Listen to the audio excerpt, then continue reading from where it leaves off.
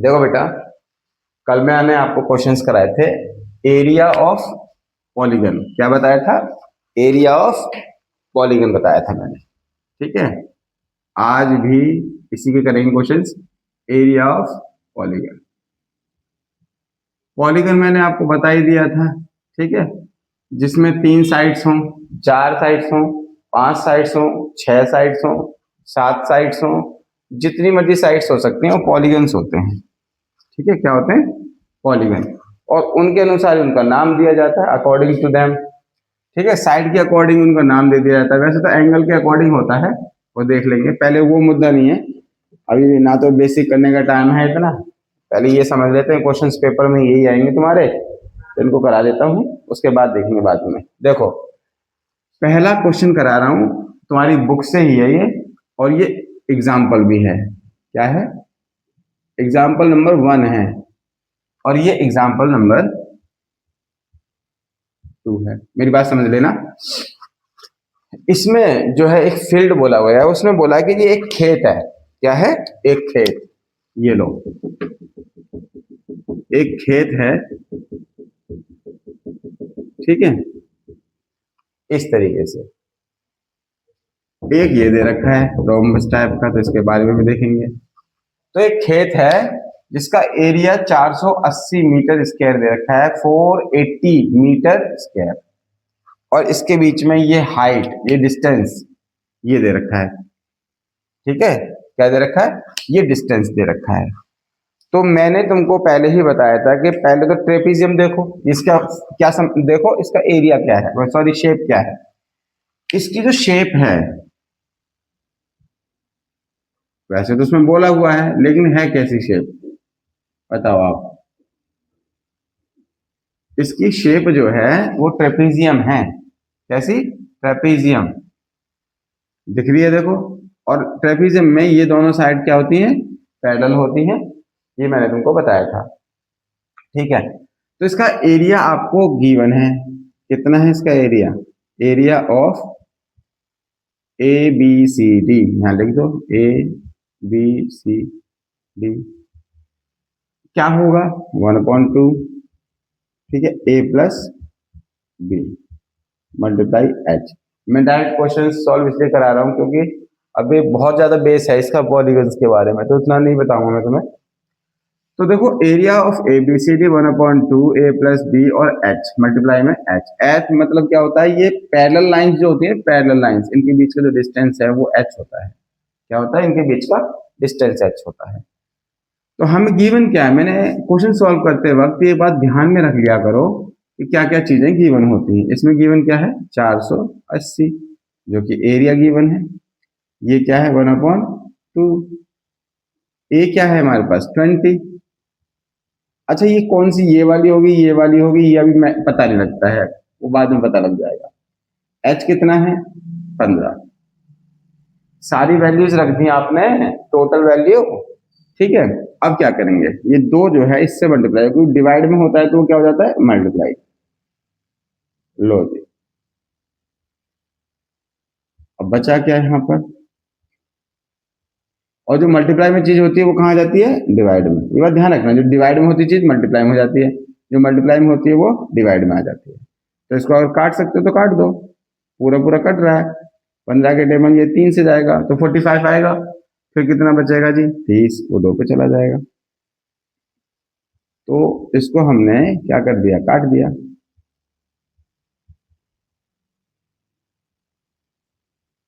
कितना आ जाएगा?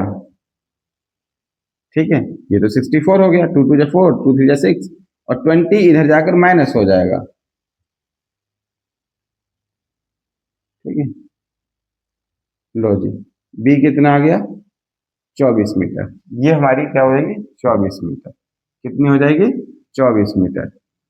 समझ में बात आ गई? तो मेरा कहने का मतलब क्या है, मैं जो समझा रहा हूँ वो ये समझा रहा हूँ कि पहले तो आपको एरिया पता होना चाहिए, किसी भी फिगर का एरिया, शेप का एरिया पता होना चाहिए, और ये पता होना चाहिए शेप क्या है क्या नहीं है। ये ट्रेपीजियम है, तो ट्रेपीजियम का एरिया होता है 1/2 ए प्लस बी और एच। ठीक है, ये सभी चीजें लग जाती हैं। तो पहला क्वेश्चन तुम्हारा हो गया।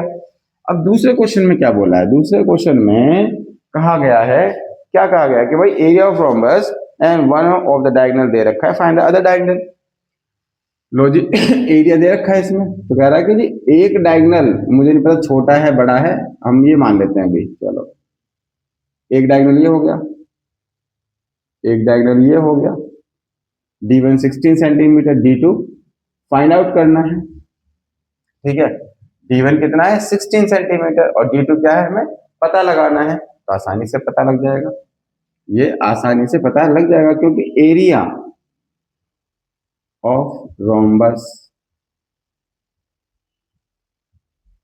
वो क्या होता है 1/2 D1 D2। Area of rhombus होता क्या 240, और ये क्या है 1/2, D1 कितना है 16 और D2 निकल जाएगा। मैंने कहा था जो डिवाइड में होता है वो इधर आके क्या हो जाता है मल्टीप्लाई में हो जाता है, या कर दो भाई 240 और 16 मल्टीप्लाई में देखो वहां पर, ये क्या हो जाएगा डिवाइड में आ जाएगा। अब इसको काट सकते हो, देखो ये इससे कट जाएगा 8 से, फिर ये इससे कट जाएगा, तो D2 कितना आया, D2 कितना आया 30 सेंटीमीटर। आसान होते हैं, अगर आपको रूल्स याद है तो आसान होते हैं।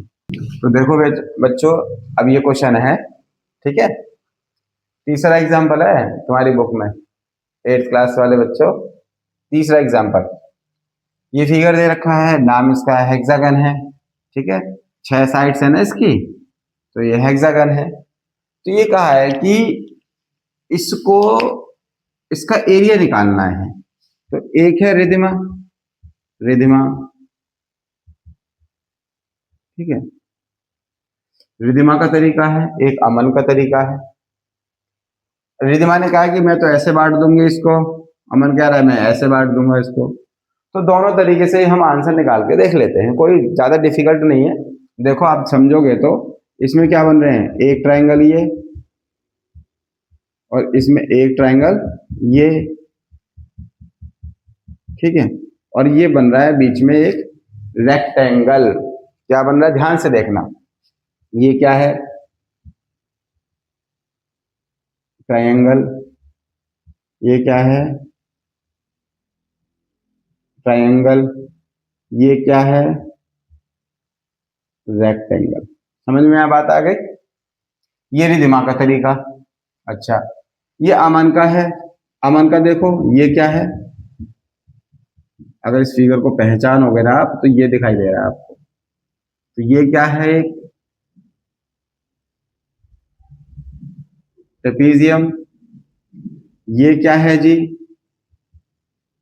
ट्रेपीजियम। तो पहले फिगर पहचानो, उसने कैसे सॉल्व किया, उसने कैसे सॉल्व किया है, ठीक है, ये एक ट्राइंगल है, ये एक ट्राइंगल है, ये एक ट्राइंगल है, समझ में बात आ गई थी।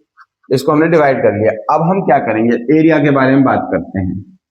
तो अगर इसका एरिया निकालें, अगर एरिया, समझना मेरी बात ध्यान से, एरिया MNOPQR, MNOPQR, सबका एरिया निकालना है, तो अब समझना एरिया MNO, ठीक है MNO, फिर मैं एरिया अगर रख दूं क्या करूं, इसके बारे में एरिया MOPR, MOPR, ठीक है जी।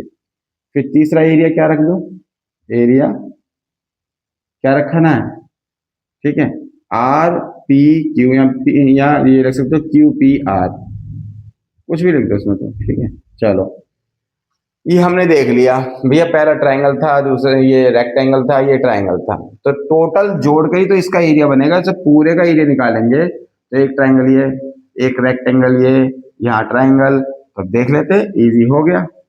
भाई ये ट्रायंगल है, तो ट्रायंगल का 1/2 बेस, देखो बेस तो ये रहा MN, सॉरी MO बेस, और ये बीच में हमने ले लिया इसका अल्टीट्यूड, ठीक है, ये भी चाहिए होती है ना, H चाहिए होती है इसमें, इसको M मान लो, तो ये मान लिया हमें MN, क्या मान लिया, mm।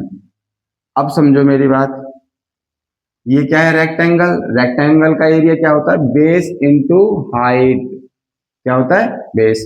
तो बेस कितना है हमारे पास, या इसको मान लो या इसको मान लो, तो ये हो जाएगा RP मल्टीप्लाई, क्या हो जाएगा, PO मान लो या ये मान लो, दोनों मान सकते हो, मैंने RP इंटू PO, 1/2 फिर बेस। अब ये वाला ट्राइंगल देख लो, तो इसमें भी ये चाहिए, ठीक है। तो QP मान लो, यहाँ P R मान लेते हैं इसमें, नहीं S, ठीक है। तो ये क्या हो जाएगा, बेस क्या है हमारे पास RP, और ये क्या है हमारे पास, हाइट कितनी है QS। समझ बात आ गई। ट्रायंगल का एरिया तो आपको पता है ना, अगर देखो नहीं एरिया पता है तो रूल लिख देता हूं मैं अभी, 1/2 बेस इंटू हाइट, ठीक है। एरिया, जो ट्रायंगल का एरिया निकालना होता है, ट्रायंगल का एरिया अगर निकालना है तो 1/2 बेस इंटू हाइट होता है। तो ये ट्रायंगल है, बेस हो गया, हाइट हो गया, ट्रायंगल है, बेस हो गया, हाइट हो गया, रेक्टेंगल है, बेस हो गया, सिर्फ लंबाई गुणा चौड़ाई होती है उसमें, तो लेंथ इंटू विड्थ होती है, दोनों को कर लिया जाता है। तो अब क्या करना है, रखना ही तो है, तो देखते हैं अब, 1/2। MO कितना है, MO, ठीक है, MO कितना है, देखो 8। MN कितना है, अब MN कैसे निकालोगे, कैसे निकालोगे, तो भाई यहां से यहां तक का देखो क्या है, ये 11 दे रखा है, क्या है, 11 सेंटीमीटर दे रखा है। इसमें से इतना हिस्सा काट दो, ये इधर वाला 5 सेंटीमीटर हटा दो, कितने बच गए, 11 में से 5 जाएंगे तो कितने बचेंगे, 6, 3 इधर आ गया और 3 इधर आ गया, तो हाइट कितनी आ गई, 3। बात समझ में आ गई आपको, देखो टोटल 11 है, बीच में से 5 काट दो, बची 6, 3 इधर चली गई, 3 इधर चली गई, ये हो जाती है। फिर इसके बाद क्या है, अब देखो आरपी कितना है, आरपी कितना है 8, पीओ कितना है, पीओ, ठीक है, ये 5, देखो 5, ऐसे 1/2। आरपी कितना है, वही सेम 8, क्यूएस कितना है, वही 3, बता दिया। सबको कर दो कैलकुलेट, क्या दिक्कत आ रही है, जैसे हो गया 4 इंटू 3, ये हो गया देखो 40 है ना, ये 40 हो जाएगा, ये इसको काट दो, ये कितना हो जाएगा जी, 12, ठीक है, ये भी 12 हो जाएगा, है ना, मल्टीप्लाई करोगे तो 12 12 24 और 60 64 सेंटीमीटर आ जाएगा। मेरी बात समझ में आ गई ना, ट्रायंगल में बांटा, इसमें बांटा, और देखो ये निकालना है तो मैंने क्या किया, पूरी 11 दे रखी थी, 5 सीधा यहाँ ले आया, बचा 6, 3 इधर चला गया, 3 इधर चला गया, ये दिमाग का मेथड है। अब इसका मेथड निकालना चाहते हो तुम, ये आसान है बिल्कुल, इसमें कोई प्रॉब्लम नहीं है। क्यों, ये देखो ये ट्रेपीजियम बन रहा है और ये टोटल कितनी दे रखी है, 8 ट्रेपीजियम है, और ये दोनों सिमेट्रिकल हैं, दोनों एक जैसे हैं, तो 4 इधर हो जाएगा और 4 इधर हो जाएगा, ठीक है जी। और ये क्या दे रखा है, 5 सेंटीमीटर, ये क्या दे रखा है, 5 सेंटीमीटर, और टोटल ये क्या दे रखी है, 11 सेंटीमीटर। तो अब एरिया निकालना है, अब एरिया हो जाता है आसान, ठीक है। एरिया निकालना है किसका, वही MNOPQR, MNOPQR,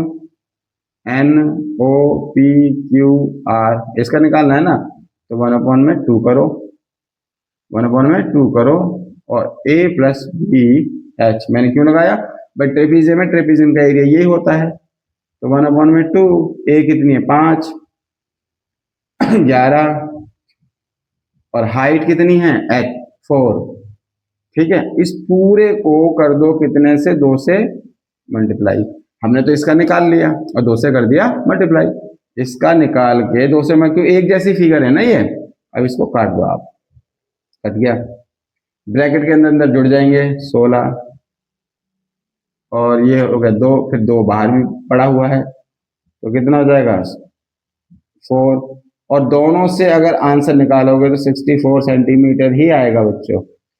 मेरी बात समझ में आ गई, देखो फिगर समझ में आ जाते हैं क्वेश्चन में तो सब चीजें समझ में आ जाती है, फिगर देख लो, क्वेश्चन सॉल्व कर लो, इस तरीके से ये हो गया, समझ में आ गई बात।